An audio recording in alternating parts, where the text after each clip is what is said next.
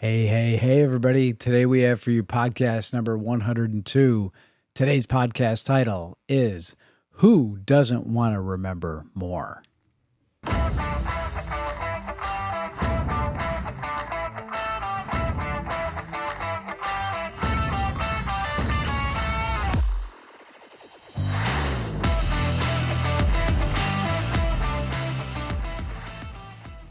Hey, everybody. Welcome to this week's edition of your weekly Limitless Life Network podcast. We are Dr. Pete and Sandy Lombardi, and this is the Limitless Life Network podcast where we flesh out the limitations that are preventing you from reaching your goals and living the life that you are called to lead. Yay. Thank you. All right, so we want to obviously start off with the most important thing, which is thanking you, the listener, because without you, well, we would be talking to ourselves in a room with a camera, which is kind of silly. But also, you're very inspiring with the feedback that we get from you. We love it. Thank you so much. And we also really love the fact that we're able to come into your lives and try to help you, encourage you to make a difference, to make an impact, and to leave somewhat of a legacy of learning along the way. And that's, brings us kind of into today's topic, which has a lot to do with what? Different learning styles and tips. Styles and tips and tricks. And we've got stuff today. We've got some good stuff. So the title is Who Doesn't Want to Remember More? I do. Yeah, I know, right? So, and we really are, we're giving you the Cliff Notes version of a podcast that was just put out today on the Huberman Lab podcast. So Dr. Andrew Huberman, he's a neuroscientist, and I think he really specializes in the eye. But neuroscientist, and he has got a great podcast. Sometimes can be very, very heady, very scientific. He always researches things and reads from journals and so forth, but really good stuff. And we condensed it, boiled it down, distilled it down to how many points? We worked it down to 5 again. Yeah, it was tough this time. We had 10. We had 10 points, and we could have had more. So let this just be a tease, and then go listen to Dr. Huberman's podcast. Yeah. So again, not all our material, but doesn't matter. Impacted us, so we thought we'd share it with you. Yeah, and that's going to be part of the message today. So it's so cool. So good stuff. Let's get started. So let's talk about it a little bit. Why don't you give me a lead in here to point number 1? Okay, so well, point number 1 is getting into how we boost memory. Yeah, he talks about 3 ways to really that we can neurologically boost our memory. We can either improve our connections in our brain, our neural circuitry, or we can mitigate or decrease the damage to or the loss of connections in the brain. That's 2 ways. And then the other way is you can create new pathways and connections in the brain, which is all 3 of these are part of what's called neuroplasticity, which is the ability of the brain to learn and adapt and to take on, new abilities. But the challenge is that last one is really a very minute amount compared to the first 2. So it's really much more important. And Dr. Huberman talks about this, about how it is more likely and you'll gain more by improving your pathways and protecting the degradation of the pathways that you already have, the connections that you already have, that neural circuitry you already have. So we want to minimize what you're going to forget by strengthening connections. And when does this happen? All the time. Well, it happens most during what phase of our day? To improve sleep.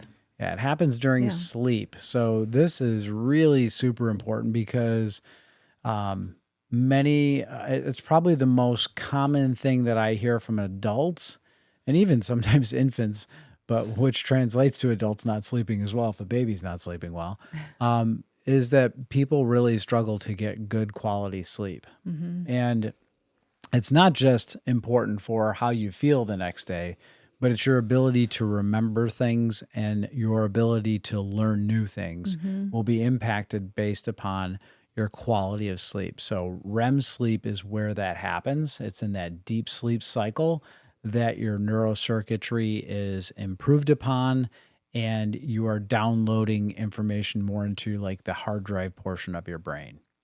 So sleep is super important, and there's all kinds of sleep tips that we could give you, but that would be a whole podcast in and of itself. Some really quick highlights to that would be to get rid of electronics before bedtime. Give yourself a couple hour break. Pay attention to circadian rhythms. In other words, the sunlight, so no blue light into your eyes in the evening time. Taking magnesium, not eating late at night, not eating late is going to really help you if you can, give you a couple hours before bedtime before you go to sleep to stop eating. Just a couple of quick things, and then obviously your sleep environment too, the temperature of your room, all that stuff. There's all kinds of information out there available on that. Well, I feel like for our own family, I'm seeing this like Nate and Sam, parents of a young child, so they're not sleeping well. Our daughter Grace just turning 13, major change in hormones for her. She's not sleeping well, and Pete and I hitting early 50s and sleep affected by, I think, hormone shifts. So we've been digging into this topic in our own lives. So think it's timely for you as well. Yeah, for sure. So that is that's number one is get your sleep right. And he does talk about how there is a lot of research about even if you don't sleep well, that you can help mitigate the damage of not sleeping well through something that's called non-sleep deep rest, which is like a form of meditation, which is basically quiet time in your day for a half an hour where literally you just meditate, you just focus on one thing. So for me, that would be, okay, if I'm going to have quiet time where I just want to be alone, I'm going to meditate on the word of God at that point, and I'm going to just like maybe read a scripture, one verse, and just really think about what that one verse means and just meditate about that for 30 minutes and just relax. And believe it or not, if you just close your eyes and do that, you can also focus on breathing and a focal point. But just getting some relaxation in the middle of your day will really help mitigate some of the damages of poor sleep. So it's not going to make up for it, nothing like the real deal, but it's certainly not going to be bad for you either. Right. So it's a good thing. Our second point is improving focus was what he called the silent script. Yeah. So what was the silent script? This was, coming up with a script, and it would be individual for everyone. But a script that might be like, this information is important to me because of XYZ, and I'm going to commit this block of time to really learn it. So it's putting intention about your learning time. So, and it could even be like a student, like a homeschool, our daughter going into her math lesson and putting a script into it and giving intentionality rather than just, I don't want to do this kind of an attitude, because you're really wasting your time. So he's talking about putting intention and being a voluntary learner. Right. Yeah. And it's striking to me the number of adults that I meet that tell me that they don't want to learn. It's kind of sad, and they don't realize how that is limiting their life when they say that. They dig their heels in, and I'm like, I don't want to go back to school and learn again. Like, you're the doctor, you tell me, like, like it's too bad when I feel bad when people say that, because they don't realize how it's hurting them. It's not hurting me. Like, just because I know something doesn't mean you know something, right? So it doesn't help you in that regard. So, and telling yourself something is important is super, super effective. And the reason why this is important is because focus is everything here. and our focus becomes very limited. So it's something that can be brought back. You can make yourself, you can force focus back in. But it is also a depreciating thing over Mm-hmm. time. So we fatigue, our brain gets tired. And to draw focus back in there, you have a chemical that builds up in your brain called adenosine. And as that builds up, your brain's focus begins to wane. And you probably notice that. If you've ever done any public speaking in Mm-hmm. front of people, you can see people start to gloss over, right? And you have to draw their focus back Right. in. And one of the techniques I've always been taught was get them to move, like have them do something, Yeah. Ask a and question have them or have them stand get up. up Mm-hmm. and do something. And what happens is it engages the brain again, Right. and it brings them back into focus. And now the mind is more open to learning and remembering something. So that's really important. Yeah. So the, Huberman called it the renewable resource. Like, yeah, yeah. So yeah, it's your brain actually entrains to schedules too, which I thought was really interesting because we think, well, I'll just make pockets of time when I'm going to learn something. But believe it or not, your brain remembers based on a routine and a schedule because mm-hmm. we are creatures of habit. I mean, you think about it in nature, animals have a routine based upon daylight. So Mm-hmm. we are the same way. We are bound by time in this world. So what happens is that our brain gets used to doing things at certain times of the day. Right. So, really important that if you're going to do some form of learning, pick the time of day that you're going to do it and stick to a schedule, and your brain will actually ramp up when it knows it's Yeah. about to go into learning mode, right? Mm-hmm. So I do a read every morning when I wake up, and I know my brain is like, okay, we might be tired, but we're about to get into the word, so we're going to pick up the glass. The glasses go on. I start reading, and my brain is fully engaged, start to finish, and it's super effective. And I remember things way better that way. Mm-hmm. So it only takes a few days for that to happen to you, for your brain to get trained into Yeah. that. Thinking of our practice members too that come in, they have a routine and they come in every Tuesday or every Wednesday at a certain, their adjustments are at 3 p.m. every Thursday. It's a memory and it's learned and their body's expecting it and they have much better results. Very similar to Mm-hmm. that scheduled Yeah. time.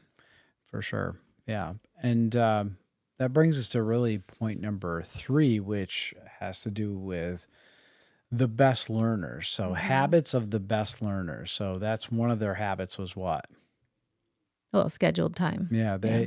They took a look in this one study of all these medical students, and it was a big project as far as there was a lot of students that were surveyed in this study, and there was the different habits of the best learners, and one of them was that they scheduled time 3 to 4 hours every day just for studying. Mm-hmm. Okay, so you can make the case or the argument, and he talks about this in the podcast, that one could argue that one is not causative of the other. So, in other words, you could argue that because they study 3 to 4 times a day, that's why they're best. They're Three to great four learners. hours. Three to Yeah. four hours a day. Mm-hmm. That's why they're the best learners. But you could but one of their habits was is that it was a scheduled time that they set aside that time, Mm-hmm. and that they told others that they would be unavailable during that window of time. Yeah. They found an environment that was, seclusive. They were pulling themselves out of their typical environment that might be distracting. So limiting distractions, letting people know they weren't available, not having their phone or electronics unless they needed it for their studying. But then I think you also need to put guards up on that, right? Yeah. What were the other tips? Well, they broke their learning sessions down into learning sessions Smaller. themselves. So, in other Mm-hmm. words, they took breaks Yeah. in that 3 to 4 hour window.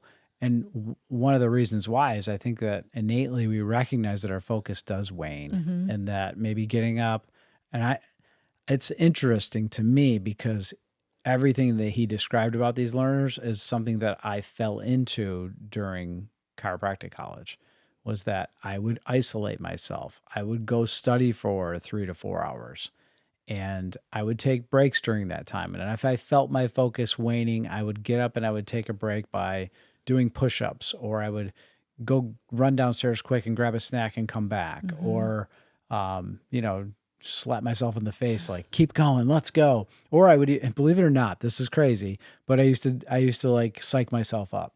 Oh I'd be yeah. like, this is important. You got a test on Monday next week. Get your head in the game. Let's go. Well, that's the internal script. So yeah, Right. but I made Yeah. it loud. So Yeah. I would talk to myself. So Mm-hmm. it was really weird, but it worked. And Yeah. what it did was it re-engaged my brain so that I was like, yes, this is important. And I would start over again where I'd left off. But So I know for myself, when I was in college, I had to go to the library. Usually, I couldn't study at my dorm room or at the house where I was living. It was the environment.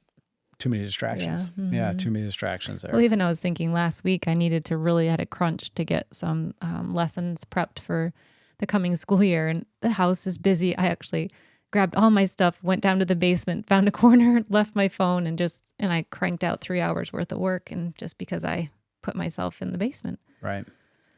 Yes. And then the other habit, this is really interesting, was that they would all make an effort to teach their peers what they learned in isolation. Yeah, And this is something that I innately you did began to that. do in school was once I learned something, I learned to teach people. And he talked about in the laboratories that he'd always had been trained in was to watch an experiment, do an experiment, watch one, do one, and then teach Teach an one. experiment. Mm-hmm. So watch one, do one, teach one was the mantra that he learned. And it just makes so much more sense to me. Watch one, do one, teach one. And you can show somebody how to do something, and then they actually do it, and you can watch them and guide them along the way. Like I taught my son how to change his tire in his car. Mm-hmm. And yeah, he may fumble through it, but then if he were to teach somebody else how to do it, then he would probably even be even more focused and correct some of the things that he did wrong Right. along the way. So very, very important. That's a great way to learn. So watch one, do one, teach one. Mm-hmm. And then, so that brings, anything else you want to say about that? No. Okay. That brings us to point number 4, 4, quattro. Okay. which he got into motivation and effort. Yeah. So, I can.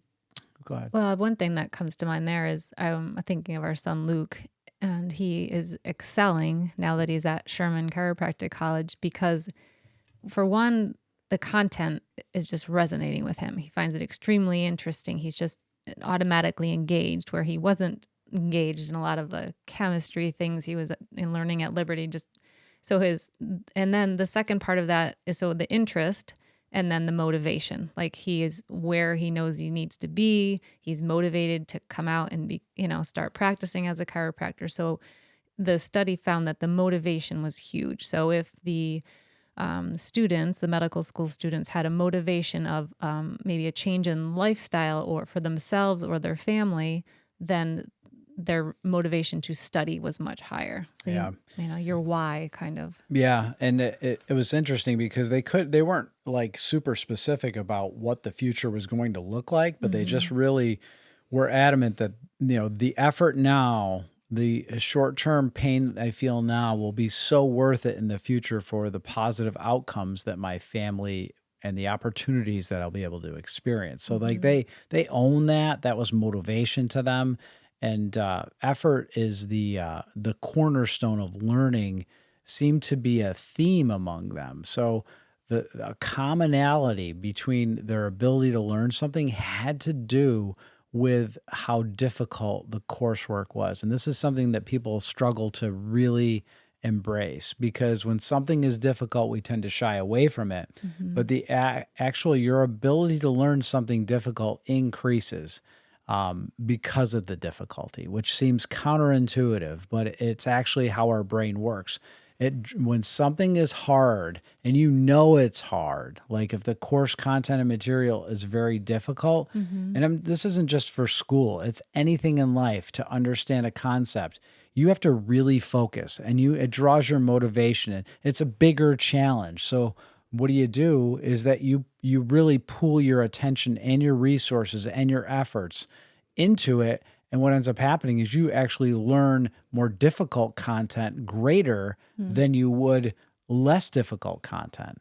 because maybe you're paying more attention to the details. I'm not exactly sure, but this is what they saw far and away with everybody that they were looking at. It wasn't just this study; it was other studies that he mentioned as well.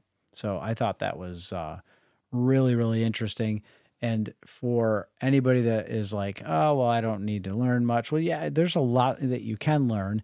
And I know I talked about in last week's podcast, it's not knowledge that we're lacking, it's effort, That's right. but it never hurts to know more. But it's the effort. You'll learn a lot more by just putting effort in and concentrating that effort too. So that was a good one. Yeah. Yeah. That brings us to point number 5, our last point, which is test to be the best. Yeah, and this was a really cool study that they did, and he talked about a couple of different studies there, but one was way back. They've known this for a long, long time. He referenced was from 1917, I think, or 1907. Yeah, maybe it was. 17. 1917, and they had a bunch of kids read a biography. And they had 2 different groups. They had one group read the biography 3 or 4 times. And then they had another group read a biography 1 time. But then as they were reading the biography, they self-tested themselves. So in other words, as they were reading it, they were taught to ask themselves questions about what they were reading. What am I reading here right now? Like every sentence they would stop and they would ask the questions like, who's involved in this? Whose life is this? What did they do? Why did this matter? What impacted, whatever it was, what about them? And what they found far and away later on down the road, who remembered the material the most? The people that read it 3 or 4 times, or the people that read it, the kids that read it 1 time, but were intentional about asking themselves questions through the process. And, we think the person that read it 3 or 4 times probably remembered it long-term more, but it actually was the opposite of that. The kids that read it 1 time, but were testing themselves through the process, actually remembered it better. And so then he references another study in the podcast where they had, I think it was 3 different groups. They studied a bunch of material over and over again, and then at a later date, so in other words, they reviewed the material, study 4 times, and then at a later date, they took a test on it. Sounds like school, right? Yeah. So the next group, they reviewed the material, and they were quizzed on it. Immediately, right after. Immediately after, and then did they read the material again? I think they were just tested at a later, because it was that the testing or the quizzing right after reading is what boosted. Yeah, so they read the material, were tested right after, and then they were tested at a later date. And then the next group read the material 1 time and was tested multiple times, and then down the road, weeks, months later, they were tested again. So the group that, as you can guess, the theme here is the group that was read the material 1 time and was tested multiple times, remembered it far greater than, and learned it much deeper than the other groups in total.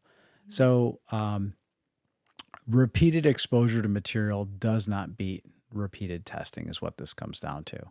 So the more you can be tested and quizzed along the way with learning any material and be asked questions about it, the deeper the learning is as far as memory goes. And I've always been taught that, to master things, you have to be able to teach them and to teach them well so that people learn. So that's, to me, a sign of mastery is when not only do you understand it, but how well can you articulate it, express it, and get someone else to understand it. And actually to, again, share it and articulate it and to explain the next it. person. Like, that's really a higher level of mastery. It's one thing to be able to talk about it, explain it to somebody, but then could they explain it to somebody else? That's the real question. So, yeah. Anything else you want to add? Well, I see that method in most of the curriculums that I use with our daughter. It's, the history book you'll read on a topic, and then there'll be 4 or 5 comprehension questions on what you've just read.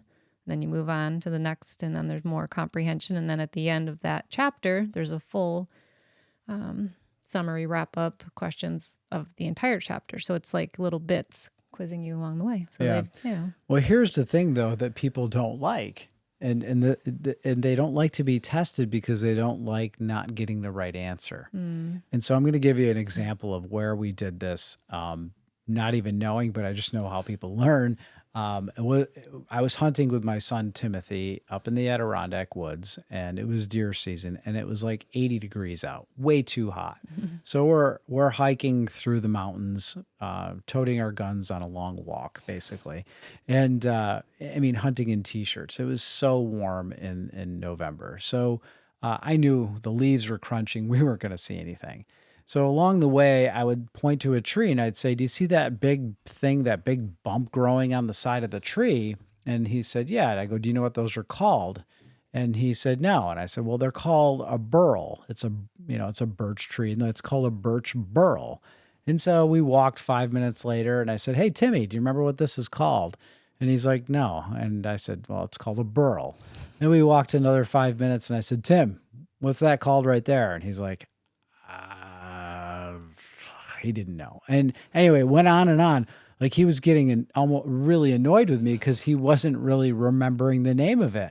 After asking him, and I asked him today, as we were preparing for the podcast, I go, "Timmy, remember what those things are on the side of the tree that we kept walking by?" And he goes, "Yeah, they're called burls."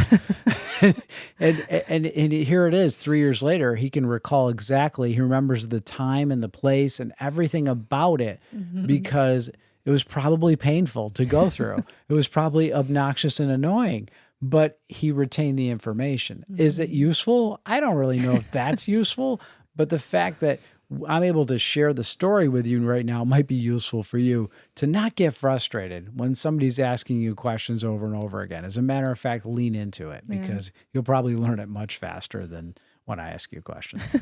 Good wrap up. Yeah. All right. Well, that is a wrap on this week's edition of your weekly Limitless Life Network podcast. Be sure to tune in each and every week so you can stay connected, be inspired, and keep moving toward your best life by stripping away your limitations. And we will see you back next week. Have a great Labor Day weekend. Great Labor Day weekend. We will see you, Dr. Chris.